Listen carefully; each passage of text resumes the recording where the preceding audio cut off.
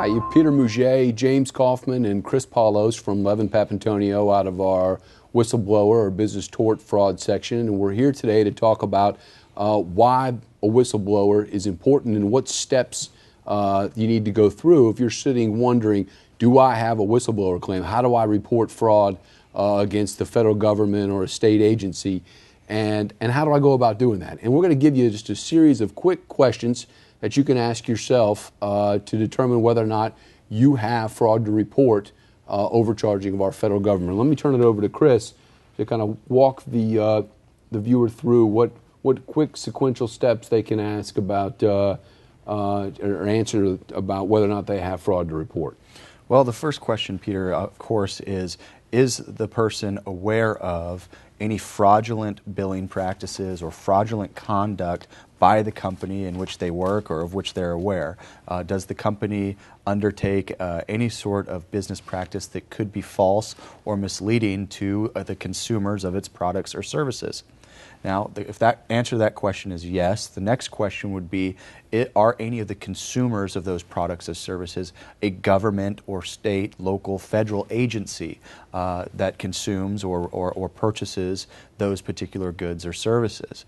And then also a good question for someone to ask is, if it's not a government agency that's directly receiving the goods or services, are the goods or services that the company is providing being used by whoever is purchasing them in turn on the government? So are you selling a good or service to a company that then turns around, repackages that good or service, and applies it to the federal government, the local government, maybe in your community? Now, if the answers to those questions are yes, it's very likely that then you may have an actionable false claim or qui tam case on your hands.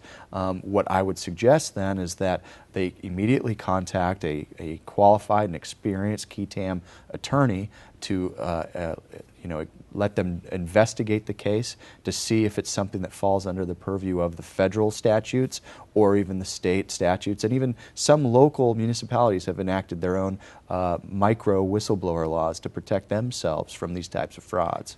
So the first key question obviously is, do I have fraud to report? And the next step is against a federal or state agency. But what I think one thing that's important that most people don't know is the first purchaser doesn't have to be a state or federal government.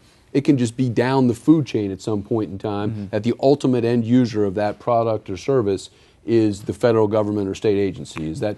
That's correct. And I think it's really important for our viewers to understand as well is that they don't need to have a smoking gun of fraudulent conduct in order to prove their case. That certainly helps, that makes the case stronger, but if they have or suspect that a particular business practice is fraudulent or false, and that could simply just be the tip of the iceberg of this conduct by this corporation, that it's important to at least allow a experienced and qualified attorney to look at the facts to see if this is something that A, the federal government or the local government would be interested in pursuing, or B, actually fits underneath some of the laws in which these cases can be brought. So since 1986, over $13 billion have been collected under the Whistleblower Acts, and the whistleblower or the relator has put a significant portion of that into their pocket under the reward program, almost $4 billion.